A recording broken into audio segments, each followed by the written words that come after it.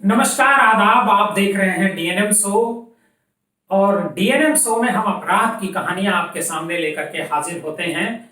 आज से जो डीएनएम शो में हम अपराध की कहानी लेकर आपके सामने आ रहे हैं, वो एक नए अंदाज में हम लेकर के आ रहे हैं। अभी तक आप मेरी आवाज सुनते रहे हैं, अब मैं खुद लाइव आकर के आपके सामने जो अपराध की जो चर्चित कहानियां हैं, जो चर्चित घटनाएं हैं, जो जिनके बारे में आपको जानना चाहिए, उस कहानियों के बारे में हम आपको रोज एक एक कहानी लेकर के आएंगे।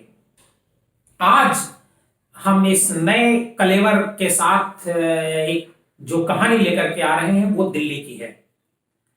दिल्ली में एक श्रद्धा मर्डर कांड हुआ था, आप सबको याद होगा, जिसने पूरे देश में एक तरह की चर्चा छेड़ दी, एक तरह की बहस छेड़ दी थी कि किस तरह से लोगों के भीतर जो प्रेम है वो खत्म होता जा रहा है। दिखाते तो हैं कि प्रेम है, आपस में जब आमने सामने पढ़ते हैं तो दिखाते हैं कि प्रेम है, लेकिन कटुता कितनी बढ़ती जा रही है, कितना बर्बर हमारा समाज होता जा रहा है, लोग होते जा रहे हैं। इसका एक उदाहरण था जो श्रद्धा मर्डर कांड, जिसको आफताब ने, एक महिला को, पहले तो अपनी प्रेमिका को उसने मर्डर किया, और मर्डर करने के बाद फ्रिज में उसने 100 को रखा और 100 को एक एक करके ले जाकर के दिल्ली के मेहरौली इलाके में ले जाकर के फेंका करता था।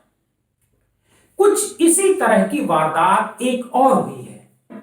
एक लड़की को प्रेम में धोखा मिला है वैलेंटाइन वीक के मौके पर,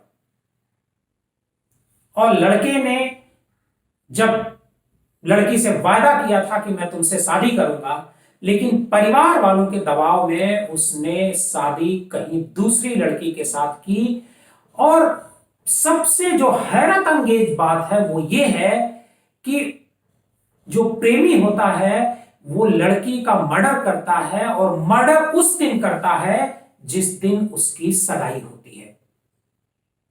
पहले मर्डर करता है, फिर लाश को ठिकाने लगाता है, फिर उसके बाद वो जाकर के अपने घर जाता है और जो दूसरी एक लड़की के साथ सगाई करता है, और ठीक अगले दिन वो शादी करता है दूसरी लड़की के साथ, और उसके अगले दिन वो उस लड़की के साथ सुहाग रात मनाता है, और 2 दिन तक जो उसकी पत्नी है वो साथ रहती है। लेकिन जैसे ही ये भेद खुल जाता है कि उसने अपनी प्रेमिका का मर्डर किया है, मतलब एक लड़की का मर्डर किया है, उसके बाद वो अपने जो पत्नी होती है उससे कहता है कि तुम घर छोड़ करके चले जाओ, क्योंकि हमने अपनी प्रेमिका का मर्डर किया है।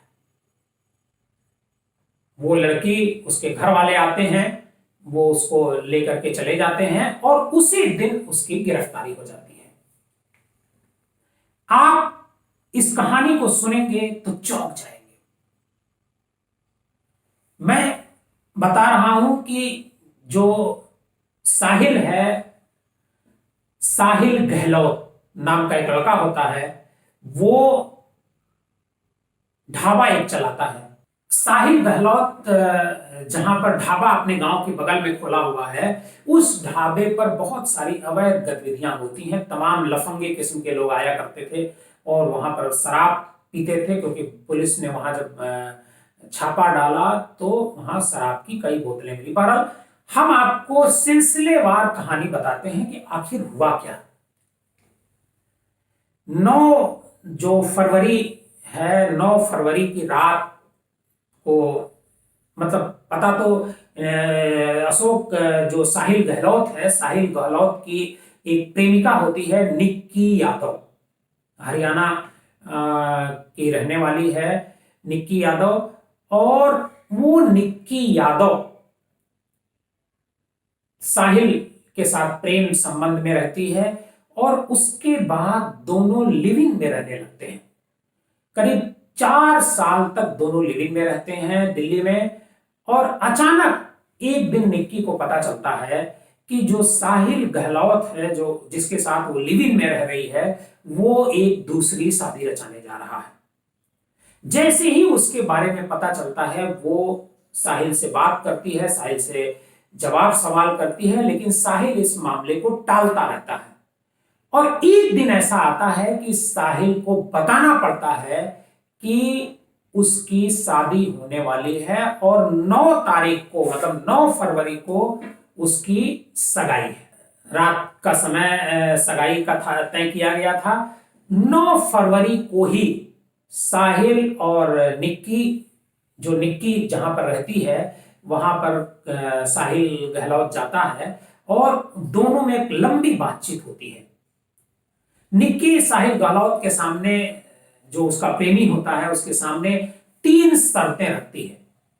कहती है भाई इन 3 शर्तों में से जो तुमको मंजूर हो वो उसको तुम चुन सकते हो। वो 3 शर्तें कौन कौन सी थी? पहली शर्त यह है कि मुझसे शादी कर लो और परिवार वालों को छोड़ दो, पहली शर्त। दूसरी शर्त थी कि परिवार ने जो रिश्ता तय किया है उसे तोड़ दो। और अगर इन दोनों शर्तों को तुम नहीं मान पाते हो तो जो निक्की की तीसरी शर्त थी वो बहुत ही भयावह थी। निक्की ने कहा कि अगर तुम दोनों शर्तों को नहीं मान पाते हो तो कम से कम हम दोनों अगर साथ जी नहीं सकते हैं तो दोनों साथ मर तो सकते हैं। मतलब दोनों एक साथ आत्महत्या कर लें। निक्की की ये तीसरी और अंतिम शर्त थी। साहिल निक्की की बातों को सुनता रहता है और इन तीनों शर्तों को सुनने के बाद साहिल का 2 टूक जवाब होता है कि इनमें से कोई शर्त वो मानने को तैयार नहीं है। इस बात से जो लड़की होती है वो निक्की, वो बहुत नाराज होती है और दोनों के बीच काफी कहासुनी होती है, बड़ी तीखी बहस होती है। और उस बहस के बाद जो निक्की होती है उसको लेकर के जो साहिल है वो अपनी कार में बिठा करके लेकर के निकलता है। वो उसे समझाने का प्रयास कर रहा है लेकिन निक्की समझती नहीं है। लेकिन यहां मैं आपको बता दूं कि इसके जेहन में, जो साहिल था, इसके जेहन में कुछ और ही चल रहा था। साहिल के दिमाग में चल रहा था कि अब इसको किस तरीके से हम रास्ते से हटा दें, क्योंकि अगर रास्ते से इसको नहीं हटाएंगे तो हमारी जो शादी होने वाली है, आज जो सगाई होने वाली है और कल जो शादी होने वाली है, यानी 10 तारीख को जो शादी होने वाली है, 10 फरवरी को, वो हो नहीं पाएगी। निक्की इस बात से अनजान रहती है कि वो, उसका जो प्रेमी है, वो इसके बारे में भी सोच रहा है कि वो उसका मर्डर कर देगा। दोनों निक्की के घर से निकलते हैं कार से घूमने के लिए, मन बहलाने के लिए। कहता है कि चलो तुम्हारा अभी तुम नाराज हो और तुमको हम घुमा देते हैं ताकि तुम्हारी कुछ नाराजगी खत्म हो जाए। गाड़ी पे बैठा करके निकलता है। कार होती है, बगल की सीट पर निक्की बैठती है और ड्राइविंग सीट पर साहिल गहलोत बैठता है। दोनों पूरे करीब 25-30 किलोमीटर का चक्कर काटते हैं और कश्मीरी गेट जो इलाका है, जो ISBT के बगल में है दिल्ली का, वहां पर जो है दोनों के बीच बहुत, मतलब चूंकि कार में तो बातचीत चली रही होती है, बहस चलती रहती है दोनों के बीच में। निक्की नाराज होती रहती है, साहिल भी नाराज होता रहता है, गाड़ी चलती रहती है। लेकिन वहां पर कुछ ज्यादा ही तीखी बहस हो गई दोनों के बीच और उस तीखी बहस के बीच गाड़ी का शीशा बंद रहता है। गाड़ी किनारे रोकता है साहिल और वहीं जो एक वायर होता है जो गाड़ी में लगा रहता है, जिस चार्जर जिसे कहते हैं, वायर के जरिए गाड़ी चार्ज करते हैं, तो वो मोबाइल चार्जर उसे निकालता है और निक्की के गले को कस देता है, बांध देता है झटके में और कस देता है। निक्की की मौत हो जाती है कार में। अब समस्या ये थी कि क्या करे वो, इस 100 का कहां ठिकाने लगाए, क्योंकि उसको तो अभी अपने उसमें जाना था, सगाई में। घर वाले इंतजार कर रहे थे। तुरंत जो साहिल होता है इसी उधेड़ बुन में लगा रहता है और कार पर जो सीट बेल्ट उसको लगा देता है और कार में ही उसको बैठा देता है जो सीट पे बैठी रहती है। मतलब देखने से ऐसा लगता है कि कोई लड़की बैठी हुई है, वो जिंदा है, जबकि वास्तविकता ये थी कि वो मर चुकी थी, उसकी लाश जो है वो बगल की सीट पर रखी थी। उसको लेकर के वो निकलता है, पूरे इधर उधर घूमता रहता है, चिंता में रहता है कि आखिर हम इसका क्या करें, अभी हम इस लाश को कहां छिपा दें, कहां फेंक दें कि हम बच जाएं। वहां से निकलता है वो और सीधे वो जो उसका जो गांव है मैत्री के पास जो है, वहां पर वो जाता है, अपने गांव पर। वो गांव पर जाता है और गांव में उसने जो है कैर गांव है, मित्राओं के कैर गांव रास्ते में पड़ता है, उसका जो ढाबा है, खाओ पियो ढाबा है उसका नाम, इसका वो मालिक होता है। वो वहां जाता है और चूंकि ढाबे की शक्ल में होता है, कार लेकर के वहां पहुंचता है और एक जो फ्रीजर है, कई फ्रीजर वहां पर हैं जिसमें पानी ठंडा रखा जाता था, आइसक्रीम रखा जाता था और बियर की बोतलें भी गुपचुप तरीके से वहां ठंडी करने के लिए रखी जाती थी। तो उस ढाबे पर, अपने ही ढाबे पर जाता है और एक स्टाफ की मदद से एक फ्रीजर, जो फ्रीजर बड़ा फ्रीजर होता है, नीले रंग का वो फ्रीजर था, उस फ्रीजर में उसकी बॉडी को ढक देता है और चूंकि फ्रीजर में लॉक भी रहता है तो उसको वो लॉक कर देता है। फ्रीजर लॉक करके वहां से निकलता है और सीधे अपने घर चला जाता है और जो नई जिसके साथ उसकी सगाई होने वाली होती है, उस सगाई में शामिल होता है, क्योंकि बार बार उसके पास लगातार फोन आ रहे होते हैं। निक्की की मौत हो चुकी होती है, निक्की तो उसका जो बॉडी है वो फ्रीजर में चला जाता है। अब साहिल गहलोत पहले तो सगाई करता है और अगले दिन 10 फरवरी को बहादुरगढ़ जो है कि एक लड़की होती है, उसके साथ वो शादी करता है। बहादुरगढ़ की एक लड़की होती है, उसके साथ शादी करता है और शादी के अगले दिन बाद उसकी विदाई होती है और सुहाग रात मनाता है उस नई लड़की के साथ जिसके साथ उसकी शादी होती है। और उसके बाद 2-3 दिन तक जब संपर्क जो है निक्की से उस नहीं हो पाता है उसके पिता का, तो उसके जो पिता होते हैं वो सुनील यादव, वो चूंकि वो जानते थे कि लिव इन में निक्की और जो साहिल गहलोत हैं ये दोनों लिव इन में रह रहे हैं, तो वो साहिल गहलोत को पहले फोन करते हैं। साहिल गहलोत उनको कुछ घुमाता है, बताता है कि मुझे जानकारी नहीं है, क्योंकि इधर कुछ दिनों से जब से ये डिस्प्यूट खड़ा हुआ शादी को लेकर के, तब से निक्की साहिल से अलग रहने लगी थी। लेकिन साहिल वहां अक्सर प्रतिदिन आता जाता रहता था, ये उनकी दिनचर्या में शामिल था। तो सुनील यादव जो होते हैं निक्की के पिता, वो परेशान होते हैं और वो उससे जाकर के संपर्क करते हैं। जब फोन पर वो कुछ नहीं बताता है तो साहिल के जो निक्की के पिता हैं सुनील यादव, वो साहिल के घर जाते हैं और घर वालों से बातचीत करते हैं। उन्हें ये बात नहीं बताई जाती है कि साहिल की शादी हो गई है, क्योंकि साहिल के घर वाले भी इस बात को जानते थे कि वो निक्की के साथ उसका ताल्लुक चल रहा है और उसी के पिता सुनील यादव हैं।